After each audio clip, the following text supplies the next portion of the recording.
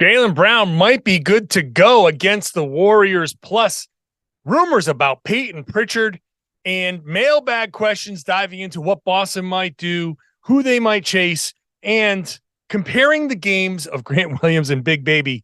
Yeah, let's do it all right now on the Locked On Celtics podcast. Be ever ready. Recognize the city of champs. Boston, baby, we do what you can't. Locked on number 18, Tatum and Brown, J-team, step back. We gon' wet that and slay teams. Of course, the Celtics, who else could it be? Screaming like KG with the Larry O.B. Karalis above average, assessing the team status.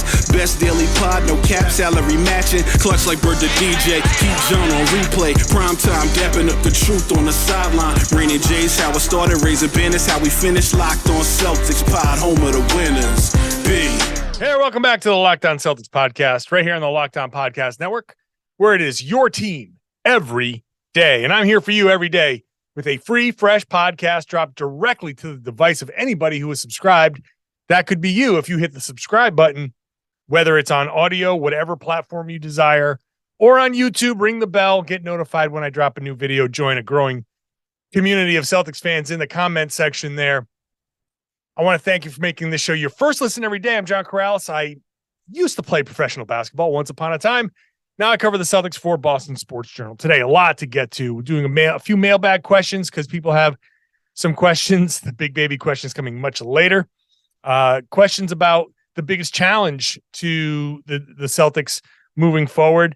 The percentage chance that the Celtics make a move at the deadline. That's all coming up next.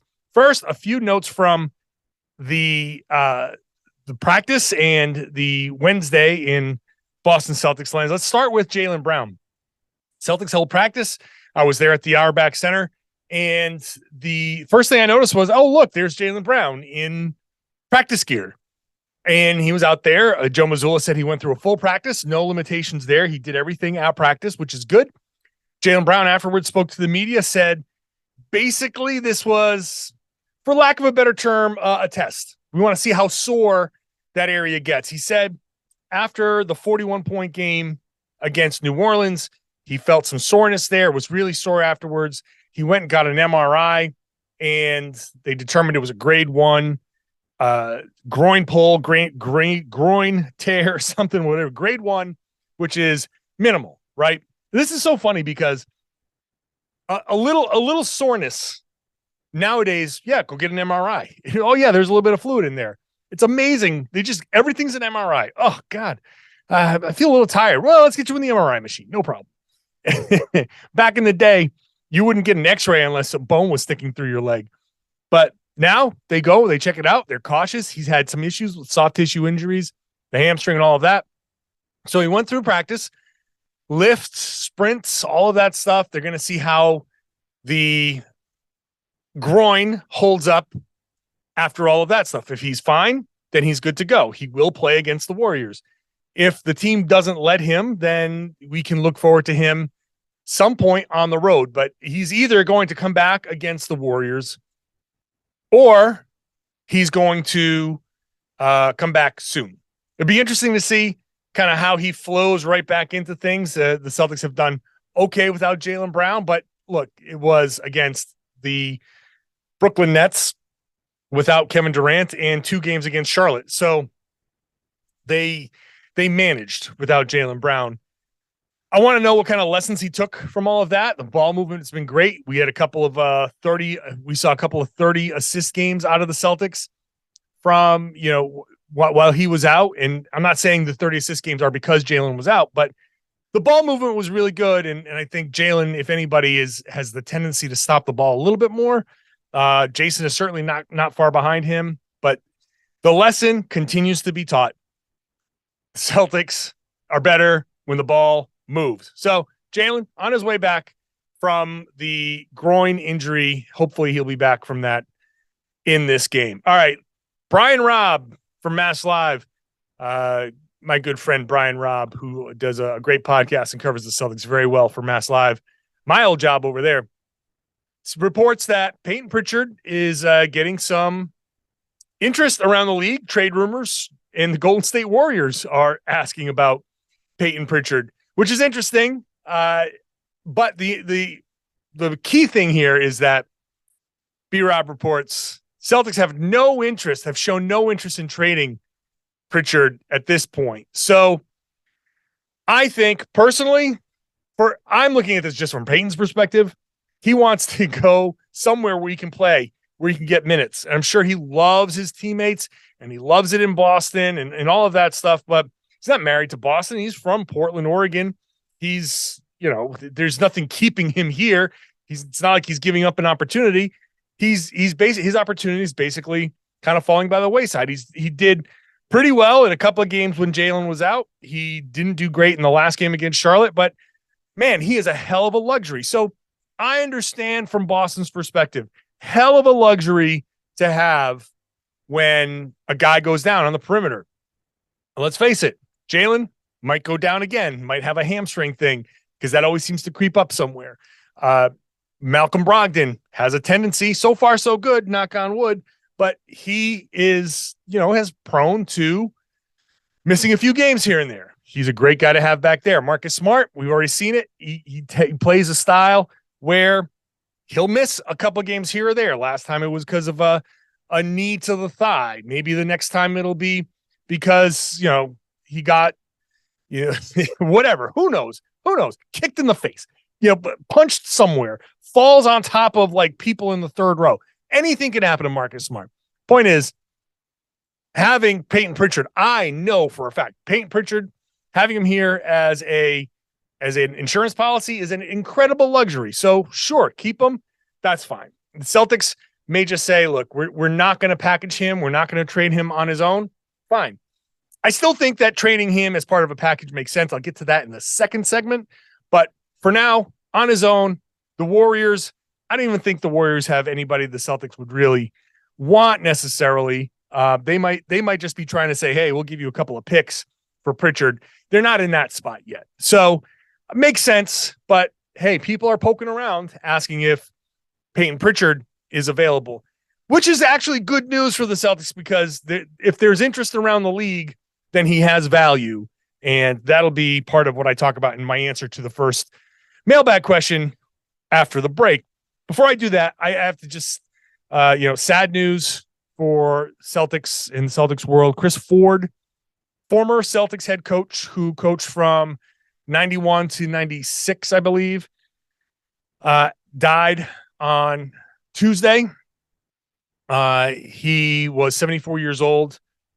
Sad day, especially for people around my age, a little bit younger who remember Chris Ford.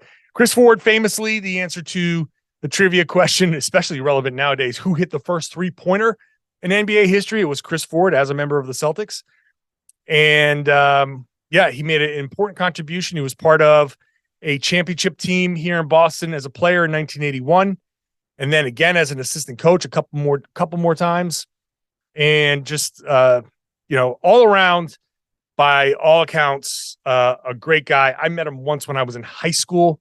So I don't have a whole lot of personal frame of reference, but Chris Ford, what can you say? It's tough. It's tough to, add him to a list of an unfortunately growing list of guys that have made contributions to this team that are no longer with us. So thoughts go out to Chris Ford and his family. Tough time. 74 feels too young nowadays. 74. All right. I asked for mailbag questions. You can send them to johnkaralis.com/mailbag, johnkaralis.com/mailbag. That's the best way to do it. And I got a few, and I'm going to share them. And up next, the percentage chance the Celtics make a move. A lot to get to in just that one little question. That's coming up in just a minute. First, today's show is brought to you by Built Bar. We're in January. If you're still sticking to that resolution of losing a couple of pounds, that's great. Built Bar can actually help you do that. You've added to that sweet tooth over the holidays, cakes and the pies and all that stuff. So good. For me, the Greek cookies and pastries my mom makes, jeez, they're so good. All right, I gotta lay off that. Built Bar is gonna give me delicious chocolate covered flavors like churro and peanut butter brownie and coconut almond and all of that. but with only about 130 calories, 4 grams of sugar, and 17 grams of protein. So you know what? I tuck that into my gym bag, or when I work out at home, I can have one right after my workout.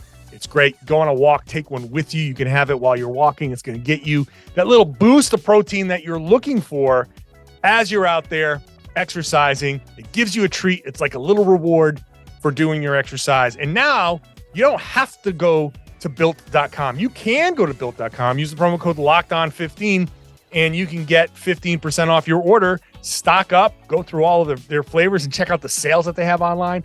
Great way to do it. But also, if you're running into Walmart, you can head on over to the pharmacy section and pick up a 4-bar box of cookies and cream, double chocolate, or coconut puffs. Or if you belong to Sam's Club, head over there and grab a 13-bar box with the hit flavors, brownie batter, and churro. You can thank me later. However you want to do it, Go to built.com or buy them at Walmart or Sam's Club. Do thank you for making Locked On Celtics your first listen every day. Plenty of choices for your second listen across the Locked On Podcast Network. Locked On NBA. I host Locked On NBA on Wednesdays with Jake Madison. We had a good show this week. You can go check that out.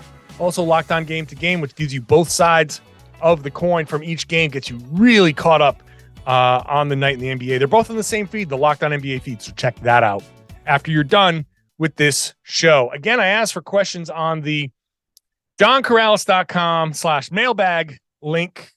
Hit that up whenever you want. Send me a question. I'll try to get to them. I sprinkle them in from time to time. And I wanted to get to a few of them here. I'm going to start with a question from Jawini, who said, I was wondering what you think the percentage chance that the Celtics make a move at the deadline is. Who are some wing targets that could be had for either a TPE or lower valued bench players or draft compensation? So, percentage of the Celtics make a move. I'm going to say it's below 50%. I think they feel pretty good about the roster that they have. If they go into the finals or into the playoffs with this roster, I think they feel pretty confident they can get to the finals. Now, of course, they have tools, as we've talked about many times, to add to the team, to get you some insurance on this team.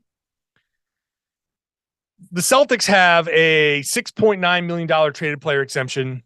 That's from the Juancho Hernan-Gomez trade.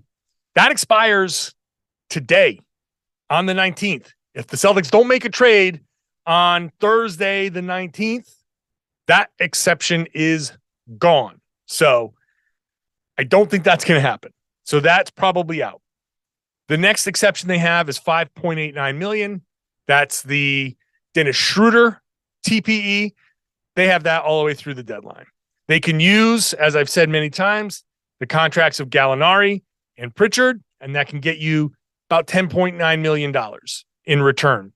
You can throw in a Justin Jackson and get a little bit more than that, but that's about. So approximately 11 and change or so. Anyway. So those are their options. And when you look down the list of players that can be had in that price range, it's sparse. The ESPN had I love how I said the ESPN. I sound like a grandfather. Oh, did you see that on the ESPN? What they wrote about that? Oh my God. So no, on ESPN, they said they wrote a primer for all the teams. And they said trade they'd like to see is Willie Hernan-Gomez from New Orleans for a couple of second rounders. Okay, sure. I mean, Hernan-Gomez, what's he making here? $2.4 million. So that easily fits into the traded player exception that the Celtics have for Schroeder. I don't think they have another. Oh, they have the disabled player exception for Danilo Gallinari. He'll fit into that. That's another option, $3.2 million. They can use that to acquire somebody via trade. So that's an option. That's certainly an option. You could do that. and somebody. So it's possible if the Celtics really got aggressive and chips fell their way, they could go and get Willie Hernan-Gomez, if that trade is possible, as depth for the bigs. And he just, he and Luke Cornett can compete for minutes. If there's a need for, if somebody goes down, you can have some depth there. Sure. Basically, he occupies Noah Vonleh's seat. Fine. And then you can do the Gallinari, Pritchard. I'm looking at Alec Burks, but you know what? A lot of people are looking at Alec Burks. He fits into you can trade Gallinari and Pritchard and a couple of second rounders, because I don't know if anybody's going to give up a first rounder for Alec Burks. That's it's a little much. I think you can put a package together to get Terrence Ross. I don't know if that's his defense is going to be a problem, but you can do that. Burks makes $10 million, so you can easily do that with a Gallinari and Pritchard package. But it was recently reported that if the Celtics wanted, or the any team that wants Alec Burks, they want a quote unquote tremendous return. That was Jake Fisher that reported that. Tremendous return for Alec Burks is Gallinari, Payton Pritchard, and a couple of second rounders. Is that tremendous return for Alec Burks? I don't know. I'm not gonna classify that as necessarily tremendous return. And that's the problem. What's the other team looking for? He's a good option. He's got size at 6'6". You're replacing Payton Pritchard with a 6'6" guy. You're replacing him with a 40% shooter. He's shooting 45% for the Pistons, 40% last year. He's overall for his career, 38.5. He's in his early 30s. He's not going to wow you with his defense, but he's 6'6". So he becomes he actually would take the Sam Hauser role. Alec Burks would be my guy. Now, the only thing I can tell you is tremendous return is very easy to put out there at the beginning of trade season. Tremendous return is something you can say, we insist on tremendous return at the beginning or middle of January. Yeah, every team wants tremendous return for their guys if they're going to trade them. No one's going to say, hey, yeah, we've got Alec Burks and we're willing to take pennies on the dollar. So, yeah, I mean, that's always going to be the message that's out there. The issue for the Celtics is a lot of teams are going to be looking to add shooting with some size. A 6'6" guy who can hit 40+% of his 3-pointers. You think the Celtics are going to be the only team knocking down that door? No. So the issue becomes not just, hey, who do the Celtics want and who are they going to go get? It's, what do the Pistons want? And how many people want Alec Burks or players like that? And what can the bidding war lead to? Will somebody give him a first-round pick? If somebody does, then congratulations. The Celtics should not give up a first-round pick for Alec Burks. You can't do that. For the same reason why you couldn't do it for Jakob Poeltl. You just don't want to tie up all of your future picks and create a circumstance where you got no draft picks and you're stuck without any picks. First of all, without any picks to kind of maybe get some help later in the draft, that maybe somebody can come in and help out, or that you could move for a better player. If you're getting Alec Burks, man, this is it. They better win the title this year. If you're giving up first rounders for Alec Burks and you make your move with second rounders for Willie Hernan-Gomez, then the pressure's on. The pressure's on. This is the year. This is the year. And maybe this is a strike while the iron's hot. The Celtics are the best team in the NBA right now. The consensus kind of believes that the Celtics are going to be tough to beat and they're going to be in the finals, even with Milwaukee and people believing that Milwaukee can make a run. That's all fine. It's all well and good. But if you're going to do it, this has to be the year, because next year the pieces start to go away. You don't have your Alec Burks. You don't have the same role players. And you also probably don't have a lot of the same motivations that are going on. Things change from year to year to year. It's hard to keep it consistent year to year to year. If the Celtics do make these moves, which I'm still not 100% sold that they're going to. I don't think so. I still think it's below 50%. But there are some names out there that they could pursue. And if they do go all in and trade the end of their bench and their depth, and they move Gallo and they kind of reshape the end of their bench to give this team as much possible depth as they can for this one season, then they better go win it all. That's all I got to say. All right, going to come back with more questions, including the biggest challenges for the Celtics in the playoffs. And I got something to say about what Draymond Green said about Celtics fans. That's coming up next. First, today's show is brought to you by BetOnline. BetOnline.net is your number one source for your sports betting information. Anything you need when it comes to sports betting, and it's a popular thing now. A lot of people are enjoying a little extra skin in the game, makes the games a little bit more exciting for them. You can go to betonline.net, get everything, stats, news, and analysis. It's all over there. Plus, you get the latest odds and trends for every pro sport, amateur league that's out there. NFL, big NFL betting time now. Playoffs are rolling. It's all over there. They've also got sports podcasts. We know you love this one, so you can maybe find a new one over there at BetOnline. It's the fastest and easiest way to get all of your sports betting information. Head on over to the website. You can do it on your mobile device. BetOnline is where the game starts. Please gamble responsibly. Finishing up the mailbag here, I got a question from Michael, who says, assuming health for all teams, which teams in the East and which in the West do you consider the biggest challenges for the Celtics in the playoffs? So I think obviously the first answer is Milwaukee. Everybody's first answer should be Milwaukee. That's a team that the Celtics should fear. That's going to be, I think, the biggest challenge. Giannis is the best player that the Celtics are going to face in any of these matchups. Even against Brooklyn, I still think Giannis is the better player, more impactful, does so much more.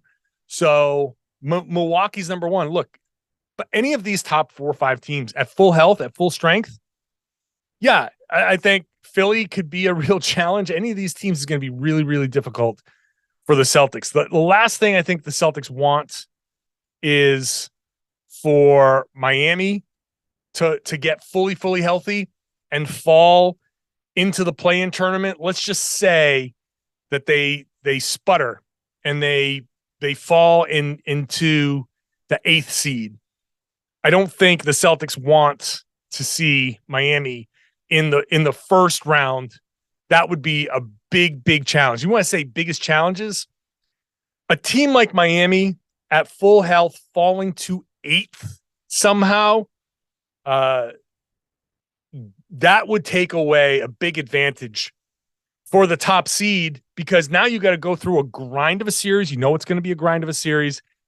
And then you got to go and face another tough team, because the winner of the 4-5, whoever that is going to be a tough team. There's the 4-5 in the East is going to be brutal.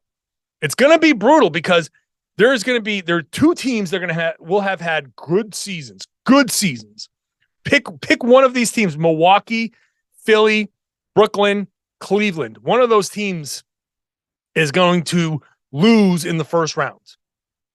One of those teams is going to lose in the first round, the way things are going. That's brutal, considering how good they've been. And then the winner of that series goes to Boston. So if Miami goes into the 8th seed, which I don't expect, for the sake of this question, that would be a worst case scenario, because then you go Miami, no matter what, it'd be a tough series. The 4-5 winner, and then probably Milwaukee in the conference finals. That's a gauntlet. And then the finals in the West? No thanks. Who would be the toughest matchup in the West? I mean, obviously Golden State, they've been there, they've done it. They do know, they do have obviously a formula for beating the Celtics. So you don't want to see that again. I don't, honestly, all the worst challenges for the Celtics are in the East, in my opinion. Because I do think they had advantages over every one of these teams. Memphis would be very difficult. Obviously, I feel like all I'm doing is mentioning good teams. All the good teams would be a challenge for the Celtics. Memphis with their style of play and Jaren Jackson Jr. I'd say they're probably the number one threat for the Celtics in the West. You got Jaren Jackson Jr. as a potential defensive player of the year. You got John Morant, clutch, just and shooting well from three and making crazy plays. You got shooting all over the floor. You got a big, strong guy in Steven Adams. That's a team that I think the Celtics would beat in the finals. But if I'm looking out West, that's the one team I probably don't want to face in the finals. So that's my answer to Michael. David has a couple of questions. Can you compare the games of Grant Williams and Big Baby? Different styles, I know. But who do you think is better? I think Grant Williams is better. Obviously, I think Grant Williams is a much better player. He's more polished. He's more poised. He is more in control. I think Glen Davis played with a ton of emotion and fed off of that emotion to do good things, but also it led him to do kind of like, kind of get carried away. There's a reason why he flamed out after a while, and it wasn't just the weight.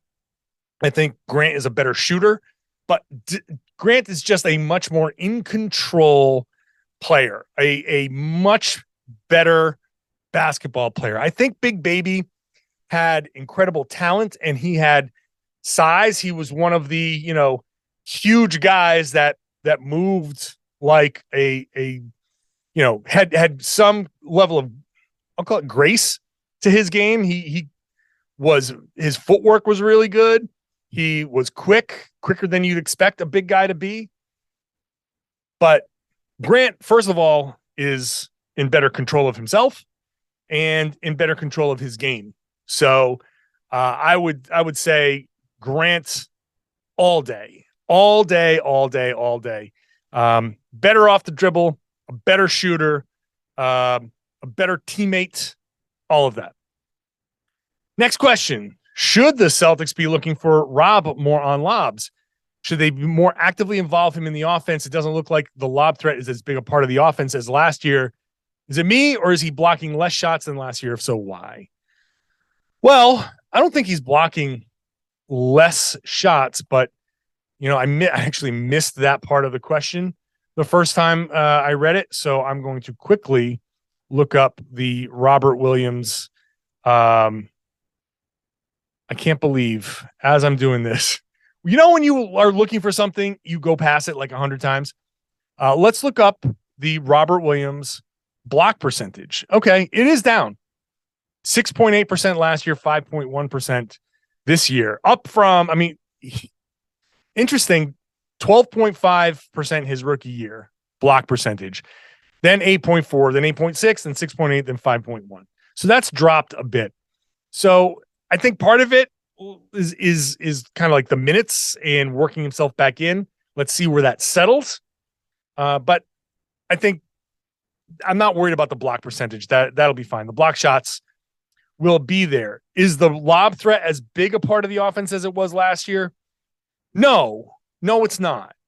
Because, and I think this is a good thing in a way, because we're starting to see more of Robert Williams getting the ball in the high post and facing up at the elbow and about 17, 18 feet away and hitting guys on cuts, which is what we want him to do. We want Robert Williams out there running handoffs and then getting the ball back and setting picks and finding guys with passes. So there's going to be some of that takes away from some of the roles. And I think last year's offense was just different than this year's offense. All of this is to say, I'm not worried about how they're incorporating him. I think he's going to be a bigger part of the offense. But I did highlight on Boston Sports Journal a couple of plays from maybe a week ago. I think might have been in the Brooklyn game. So yeah, last week where the Celtics kind of missed some opportunities for Rob. And look, it's always going to be there on these pick and rolls. There are always going to be moments where if you're not seeing it right away, you got to pick it out right away. And if you're not seeing it right away, then the lob goes away. You know what I mean? Like there's a moment where a guy steps up and you got to see, oh, there he is, and throw that lob. And if the timing isn't right, then he will have started to load up for his jump and then given it up, and then he won't be ready for it, or the defender might have come back. So they'll figure it out. I don't think now is the time to fully evaluate why or fully evaluate the full impact of Rob on the offense. I think give it some time, let these guys work into it. Got to remember, they played almost half the season without him. And as much as they've played multiple seasons before this with him, the habits that they've built this season didn't include him. Now you've got to give them some time to build those habits again. It's not exactly like riding a bike, but even when you say it's just like riding a bike, the first time you get on the bike, it's a little wobbly. It takes you a little while to kind of get back into that settle. It's more like skiing. The first time you get back on the skis, you're very wobbly. It takes you a little while to get into that comfortable flow. So give it time. I want to wrap up by addressing what Draymond Green said about the Celtics fans in the NBA Finals, which, according to Draymond Green, amongst the taunts, which were vulgar, okay, there's a lot of F you, Draymond. That's going to be part of it. I think every player should expect something like that. But he did say there were use of racial slurs. The N-word was used at the Garden. And I just want to say that is incredibly upsetting to hear. And if you are at a game and you hear somebody using that language, you got to report that person. You got to get that person out of here. You got to get that person away from, because there's just no room for that in any kind of interaction with any other person at all. There's no room for it in sports. There's no room for it in person, in society. There's no room for it anywhere. So I'm not here to question, as some people have, as I've seen, whether that's actually true or not. If he says it, then I believe that it happened. And if it happened, we got to stop it. How does that stuff get stopped? It's you and me and everyone around us at these games. At each game, there is an announcement about fan conduct. There's a number that's given at the games that you can memorize, write down, put down, take a picture of the Jumbotron, whatever, however you want to do it. There's a number there. And if you hear that stuff, report it. Kick those people out of the building, get their tickets revoked, ban them from the games forever. That's what we need to do. You have to understand, those people have to understand that behavior is not tolerated in decent society anymore. It's not tolerated. It never should have been. It's not cool. And the Celtics and Boston do not need things like this to perpetuate the stereotype of Boston and Bostonians. We're done with that. We're done with that. Make it better. So if you're at a game and you hear anything like that, see anything like that, Get that person kicked out. Get that person kicked out. That's it. It's enough. It's enough. It's enough. It's enough. We're done with it. Thank you. Thank you for listening to the show. I'd like to really thank you if you're watching the show on YouTube. And I hope you are a subscriber. If you're not a subscriber, please subscribe. If you're still here at this point, I would hope that you'd say, hey, yeah, that's a good idea. I've stuck with you this long. Let's subscribe and get more of these. I will be here after the Celtics and the Warriors game, much, much later podcast because of all of my Boston Sports Journal obligations. So subscribe and it'll be there for you in the morning. Or if you're around the world or on the West Coast, maybe it'll be there at a time where you can listen and watch. So if you are a subscriber, I'd love it if you shared the podcast, spread the word, tell everybody they should be listening to and watching the Locked On Celtics podcast here on the Locked On Podcast Network, your team every day.